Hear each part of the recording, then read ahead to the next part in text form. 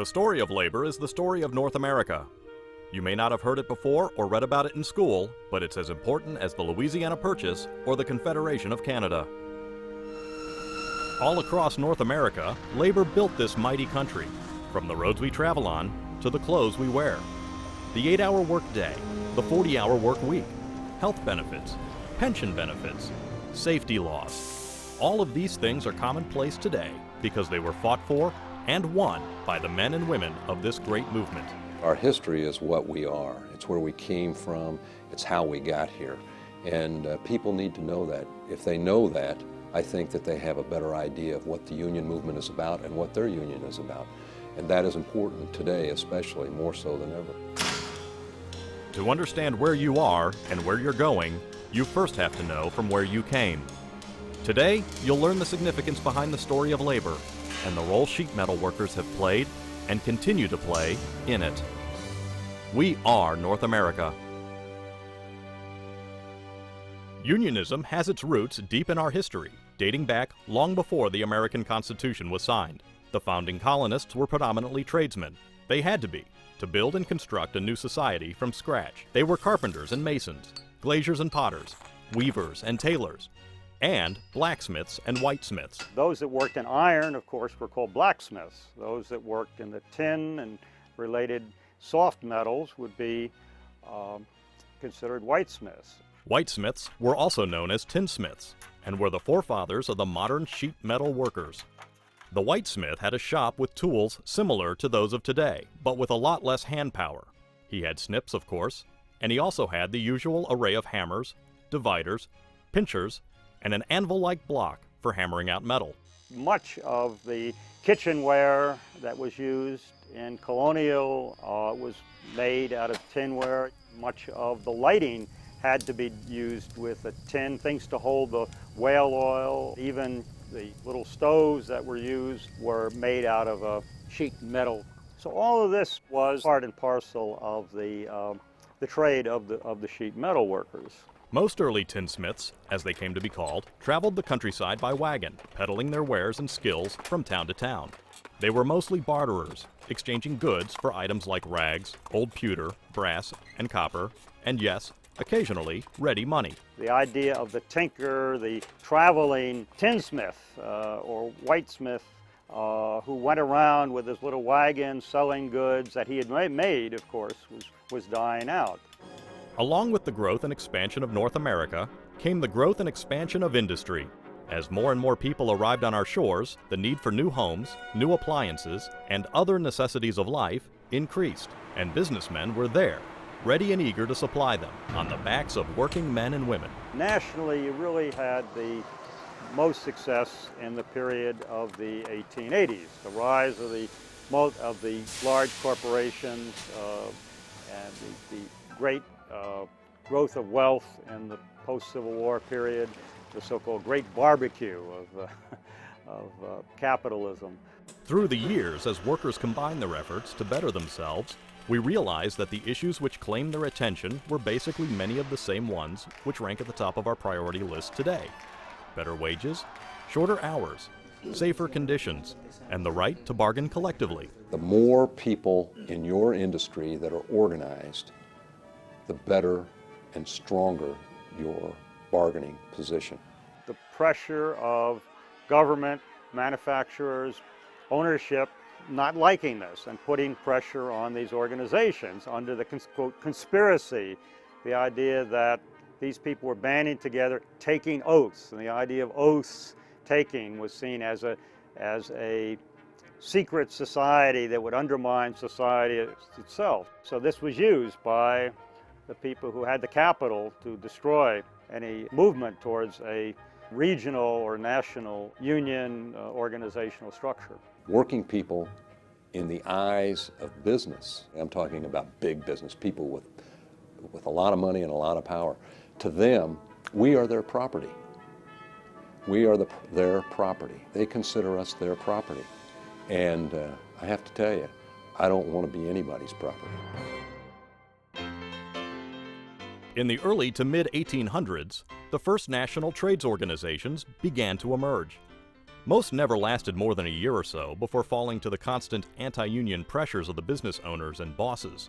One organization, however, did succeed and became the first labor association strong enough to challenge industry. The Order of the Knights of Labor was open to all working men and women, regardless of their craft or skill level. It was truly a workers' organization, but this open inclusion, no matter how idealistic, would eventually lead to internal strife. You had assemblies of a particular craft, but then you had these mixed assemblies that created sometimes disharmony within and conflict within various trades. The Knights of Labor championed the 8-hour workday, the prohibition of child labor, and equal pay for the sexes. Eventually, however, most labor leaders, especially from the skilled trades, deemed the Knights' idealistic, non-confrontational philosophy ineffective. The internal discord would ultimately lead to the demise of the Order of the Knights of Labor. But before that would happen, an incident would occur in the city of Chicago that would shake the foundations of the labor movement and leave it struggling to survive. In 1886, you had the great violent catastrophe of the Haymarket riot, which was in Chicago. There was a strike at the McCormick Reaper Works. In addition, you had the push for the 8-hour day. The result, however, was that during a rally or a protest demonstration ended up in a bomb being thrown. Even to this day, no one knows exactly who threw it or what the motivation was. The net result, though, was that there were 8 policemen killed and a number of the people who were at the rally were killed by gunshots. Again, it was chaos. The fight for the 8-hour day and unionism in general was tarnished in the eyes of the public for years to come. The Haymarket riot became the industrialist symbol of violent opposition to American values.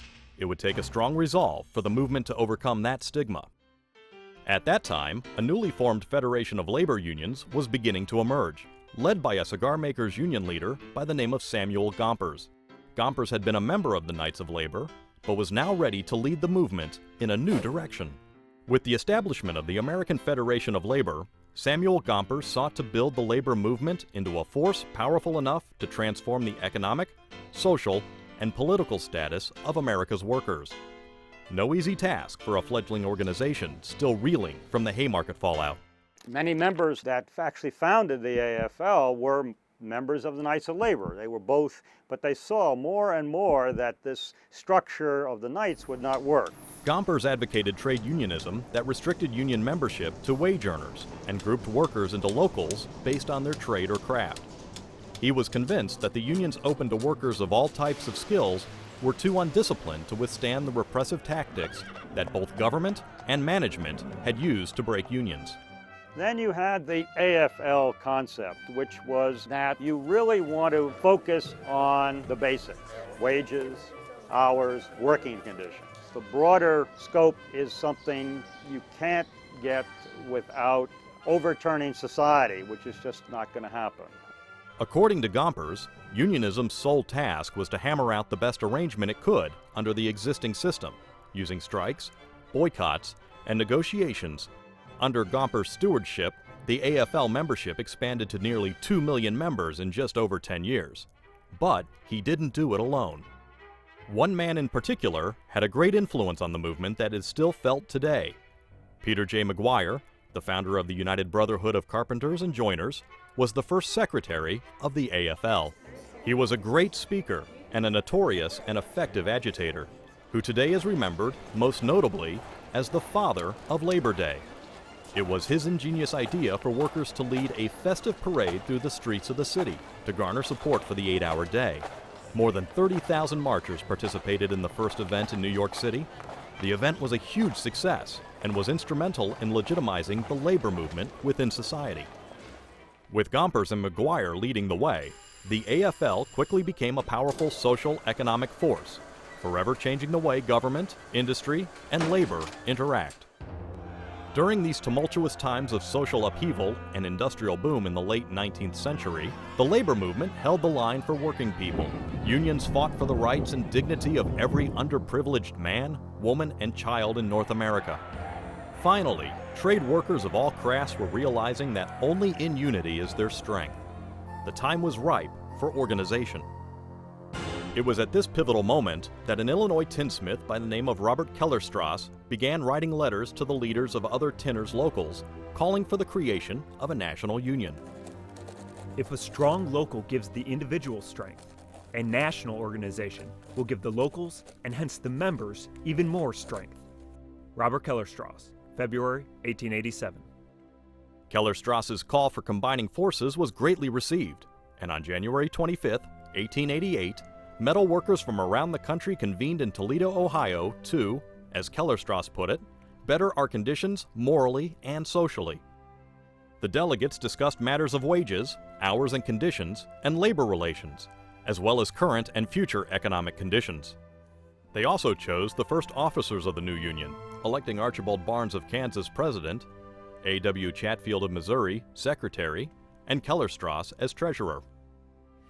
Whereas we, the journeyman tin, sheet iron, and cornice workers from the various towns and cities of the United States, in convention assembled, having seen the necessity of a thorough organization of our trade, and that a common cause and universal sympathy with all who work at our trade demands of us to urge the immediate unity and consolidation of all the various organizations throughout the United States and Canada.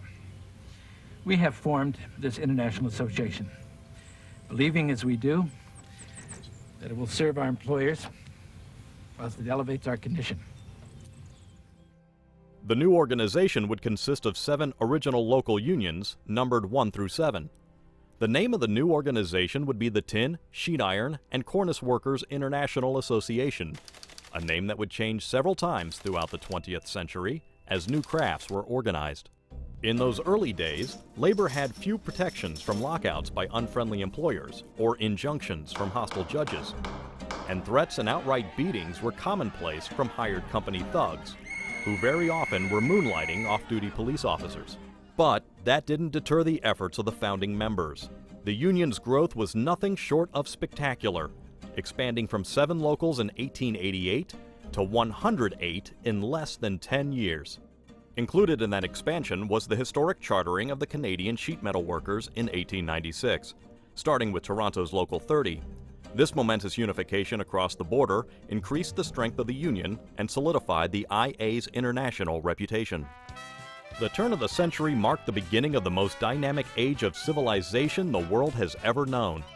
This century would see the mass production of automobiles, the birth of flight, 2 world wars, the splitting of the atom, and the creation of the computer.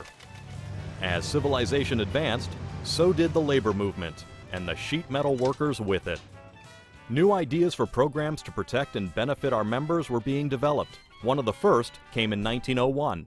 That year, the first death benefit program was introduced, with its payments of $50 for a 6-month membership, $100 for a year's tenure, and $150 for 2 years or more. It was programs like this that helped increase membership and our collective strength. The young union, with some 5,000 members, was chartered by the equally young American Federation of Labor, and so began to lend its support through the bitter strikes and lockouts that were so common then. Our official publication, The Journal, kept people informed about union business and labor news, like the importance of political action. We believe the day is past for labor organizations to neglect the ballot box. The time is at hand for the worker to free himself, as he holds the remedy. Will he use it? If he will not, his plea for mercy shall fall on deaf ears. The Journal, February 1905. All in all, organized labor was making a difference, and maybe that's one reason so many people from across the Atlantic have come to North America's shores, for the promise of liberty and opportunity, nearly 10 million by 1911.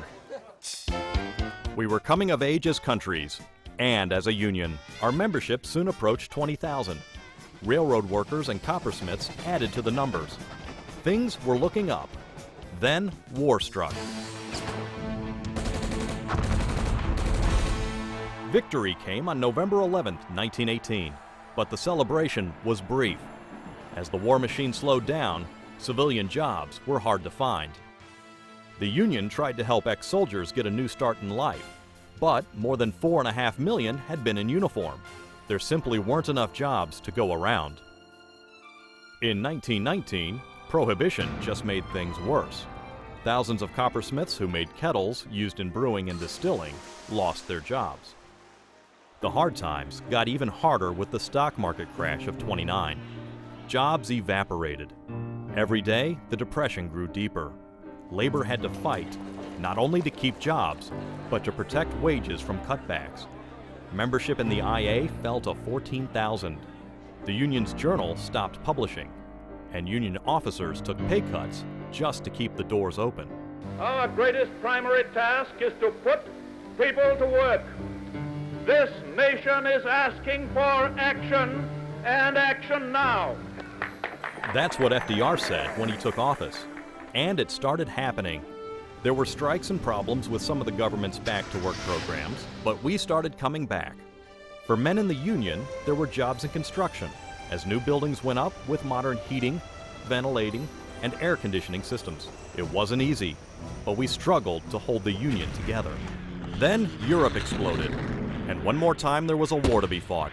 Sheet metal workers from the US and Canada, thousands of them, did their part, in uniform and in the factories. A lot of them joined defense construction battalions and went overseas. They carved airfields and military bases out of the jungles and forests, and many made history as America's fighting construction workers, the Seabees. By the time the war ended in 1945, the IA had more than 53,000 members, and still needed more for all the work to be done. There was also a renewed interest in apprenticeship. That, coupled with the advancement of technology, led the IA leadership to standardize apprenticeship training across North America in 1946. So for the first time, there were specific training rules and regulations for all locals to follow, no matter where you went, from Nova Scotia to California. It was the dawning of a new era for our union. A new group insurance program was established, which covered medical care and life insurance, and even cash benefits for time lost. It was the first of its kind in the building trades. We had a president, his name was Robert Byron. He was president of this union for almost 30 years. He probably saw more change. He went through the Depression era, the Second World War, and saw a lot of that and what happened to the labor movement during that time. By the middle of the 1950s, the union had grown to nearly 90,000 members, plus some 11,000 apprentices, and there were close to 600 locals across the continent. A department of organization was created to coordinate efforts and to branch out into production industries. Our railroad shopmen were winning important victories both in the US and Canada. In fact, the entire labor movement was feeling a growth spurt as the AFL merged with the Congress of Industrial Organizations, and Canadian workers saw to the creation of the Canadian Labor Congress. Being born in the 50s, that was a good time. My dad was a sheet metal worker. He was a union sheet metal worker, and I never lacked for anything. We had probably the best time of our lives. That's not to say things were easy. The Eisenhower era was not friendly to labor. Right-to-work laws and the Landrum-Griffin Act became synonymous with anti-unionism. Those battles inspired our union to a new order of business. And, as the decade of the 60s began, so did our new political organization, the Political Action League. As the newly elected president, John F. Kennedy brought with him into office a new optimism. Among his first acts was a bill allowing federal workers the right to collective bargaining. For us, it meant new organizing opportunities in Navy yards, air bases, and other facilities. And, with the advent of the space age, our members were called into action once again, and so names like Shepard and Glenn took their place with Lindbergh as flyers who put their lives in the hands of union sheet metal craftsmen. We had a general president by the name of Edward F. Carlo. He was business manager of Local 28, New York City. And he was the first person to ever negotiate a pension plan in a construction labor contract. So and that's a proud heritage. We're proud of that. We started the pensions, he started the pensions in the construction industry. In 1970, Edward F. Carlo retired after 11 years as general president. The members elected him as general president emeritus for all the new ideas he brought to the union. But Mr. Carlo's retirement didn't change the way the union worked. It still looked to the future with an eye towards innovation, for growth, and for the needs of its members. In an era of economic uncertainty, the union moved on to expand into emerging fields, such as testing and balancing, and work created by the new interest in the environment. To prepare members for new opportunities, we joined forces with our contractors through SMWIA to create a national training fund. Its annual nationwide apprentice competition put our workers' skills on display for large audiences of potential workers. An ingenious program that tapped the tremendous enthusiasm of our young new members was developed to assist the organizing department in its recruiting of new members and new contractors. I served on a special committee that put together the youth-to-youth program. So basically by doing this, I am helping people. I'm helping myself, I'm helping my brotherhood, and I'm helping anybody I can get into it. Growing the union remained an imperative for the collective success of the International. As new members and new shops were organized, the IA adapted the numbering system of the locals to be more systematic, low numbers for building trades locals and high numbers for production locals. And to help workers through the tough times, a controversial yet innovative stabilization fund called SMWIA was created, the potential of which would be realized in the lean Reagan years of the 80s. That extra money helps a lot of families pay for their car and house and groceries, and so that they can continue to live with some dignity. It's brothers and sisters helping brothers and sisters in a time of need. SMWIA and Youth to Youth were just two of the innovative programs created by IA General President Edward J. Carlo. Edward J. Carlo was one of the smartest individuals I ever knew. He believed in his heart and soul in the labor movement. He had the ability to put things together, programs together. He was the one that thought up all of these programs that we have in our union. In 1981, SMWIA members joined 400,000 of their brothers and sisters in Washington, D.C. for the first Solidarity Day protest against President Reagan's firing of striking air traffic controllers. This show of strength and unity gave inspiration to many in the beleaguered labor movement, which was under continuous attack from the Reagan administration. Going into the 80s, times became tougher for the tradesmen. The union movement starting to suffer. Management was finding all kind of ways to do away with us. We still worked at it, we still worked hard. The benefits were still there. With the election of Ronald Reagan and the firing of the air traffic controllers, it sort of gave free rein to the manufacturing and business opponents of labor. Using the legal maneuvers could in fact defeat any attempt by labor to be effective. We've lost a lot since about 1979, and people need to know that, because you can lose it if you don't have an appreciation for it and a knowledge about how it all happened. The 80s were also a time of innovation and advancement, and nowhere was that more evident than within the sheet metal industry, where technology was changing the way sheet metal workers performed. Machinery and technology came on board and took a lot of our hands-on away from us. Now they bring in machines and they lift you up, and other things lift the ductwork up. Today, we have the laser cutters and plasma tables. The materials come out so much quicker that it's incredible.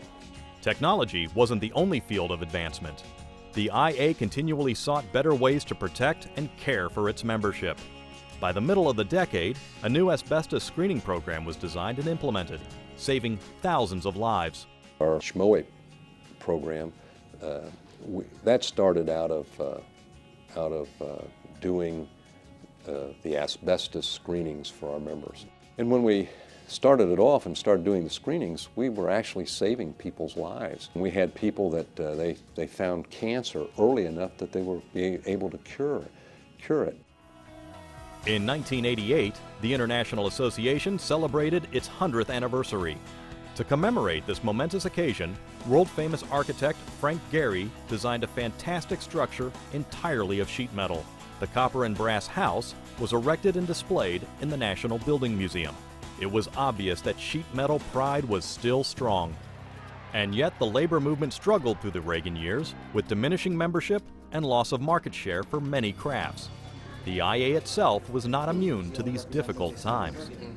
When President Edward J. Carlo resigned in 1993, the IA leadership immediately shifted its focus internally, working closely with the federal government to ensure the union's fiscal accountability. I, William Jefferson Clinton, do solemnly swear. With the election of Bill Clinton to the U.S. presidency came a renewed prosperity for working families. There.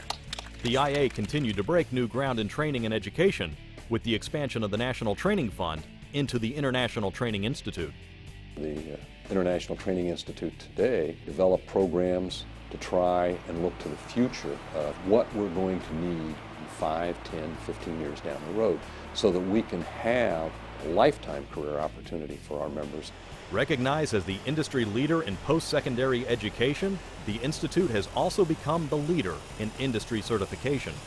Having weld certifications and having those credentials really did open a lot of doors. Certifications give us credibility in the industry, and they give our members job opportunities. That's what we're supposed to do. The 21st century began with promise, a little hype, and a bit of apprehension. But soon, union families would settle in and get back to work. No one was prepared for what awaited them the morning of September 11th, 2001. When the dust cleared and the shock slowly seeped away, it was the men and women of the labor movement who once again came to the call of their country, aiding in the rescue and recovery attempts, as well as the subsequent cleanup and rebuilding. The IA and its membership responded overwhelmingly, volunteering, donating blood, and pledging thousands of dollars to the relief fund. It was in this trying time that another innovative idea from the IA took shape, an idea that now seems ahead of its time. The National Center for Energy Management and Building Technologies was created as an industry research institution with the intention of improving the safety of indoor environments and creating policy for the benefit of public health, as well as advancing new technology and expanding education and knowledge. The Center is another example of IA innovation and expertise leading the way for the sheet metal industry. We're actually making jobs for our members. The International Training Institute, MIMI, and SMWIA are part of our Constitution. And the delegates said everyone will participate in those programs because they were so key to the survival and the future of our industry. Our union has come a long way since its inception in 1888. Gone are the adversarial days of labor versus management. Today, the relationship with our contractors is one of partnership, shared commitment, and shared success. And so, our annual labor management conferences have become essential to the promotion of cooperation between the IA and our signatory contractors within SMACNA. These forums allow members and contractors to address potential problems, solidify details of joint programs, and generally prepare for the future of the industry together. Our world is constantly changing. One may wonder if those men in Toledo could have predicted that we would come this far, from steam power to nuclear power, from rail travel to rocket travel. It's no exaggeration to say that union sheet metal workers have been a part of those changes every step of the way. There's a good future here for our membership and for young people. It's a lifelong opportunity to learn. It's a lifelong opportunity to change, and it will allow you to go as far as you want. No one knows for sure what changes lie ahead, but thanks to the generations of sheet metal workers that came before us, we're prepared to lead the way.